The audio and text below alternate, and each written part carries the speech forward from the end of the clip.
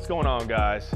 Today's video, we're gonna be going over my 3 favorite deadlift variations. So we're here with my boy Debo, Flex of course, tag his Instagram. And we're gonna be going over the pause deadlift. It's gonna be the first one. Use this one a lot. It's always a staple in the program for myself, my clients. Really good movement to teach starting position if you're gonna use the pause on the concentric portion. So I'm gonna have Debo pause as he pulls the bar off the floor. And I always want my people to pause the bar pretty much as low as they can. So maybe the bar is 2-3 inches off the ground, pause for 1 second, and then up. Obviously the pause was extended there, demonstration purposes, but typically I just have the momentum of the bar stop for a second and then pulling. So just to do one more for them, Debo. Pause about mid-shin, there you go, and then up. So again, there's not much weight on the bar, but Debo is gonna have to start with his positioning locked in. In order to pause the bar much lower, it's pretty much getting locked in and then almost having the bar float off the ground, simply due to that your positioning is just that strong. Again, with not that much weight on the bar, it's kind of hard to see that. But if there was more weight on the bar, you would see Debo is locking in, and then the bar almost drifts off the ground to that mid-shin point where he's gonna pause for a second and then finish the pull. But for the next way to use it, you can do it on the eccentric portion or on the lowering of the movement. So as you can see, you just brought the bar down, pausing mid-shin, then bringing it back down. So do this one all the way up, and then pause on the way down, mid-shin. So this one, again, is gonna kind of reinforce that motor pattern. By pausing the bar mid-shin, you're just gonna be more aware of control. So you're gonna be bringing the bar down with much more control, which is gonna kind of just reinforce the motor pattern. I think both ways to pause can be useful. I think if you're pausing off of the floor or on the concentric, much better for positioning. If you're gonna be pausing on the way down on the eccentric, it's gonna be a little bit better as far as strength and hypertrophy, simply because when you control that eccentric, way more muscle fibers are gonna be recruited, so it's very beneficial in just general strength and hypertrophy. The next one we're gonna jump into is gonna be a deficit deadlift. So you can do this a bunch of different ways. 1 inch, 2 inch, 3 inch, 4 inch, however you wanna do it. Debo just grabbed the 45-pound bumper, which I believe is 3-4 inches.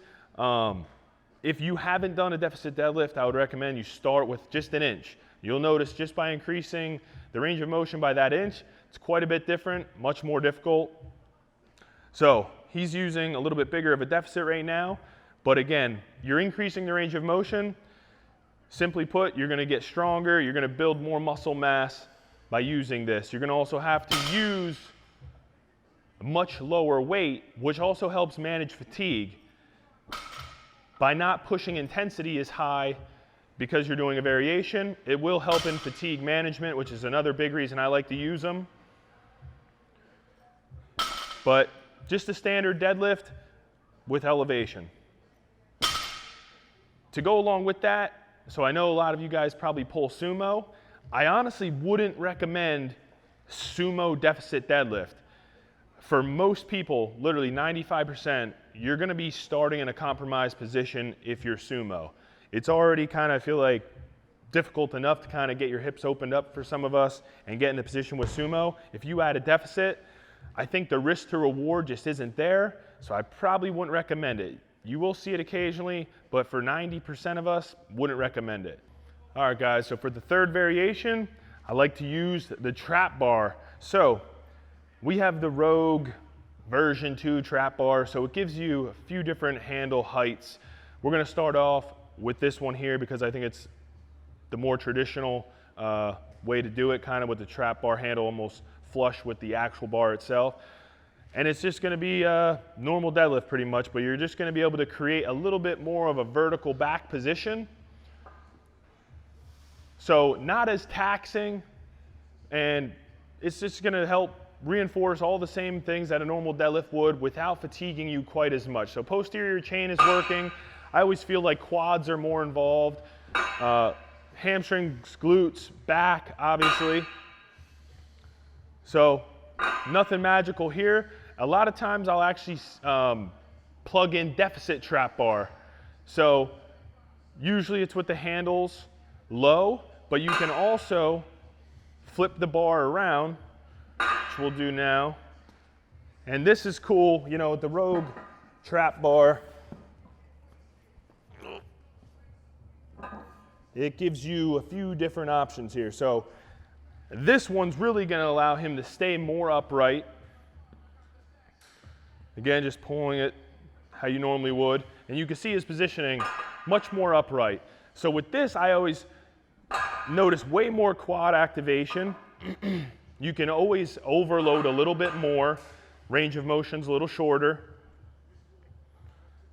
And it's also a good way to manage fatigue. So you can get in maybe a second deadlift day, but maybe you use the trap bar.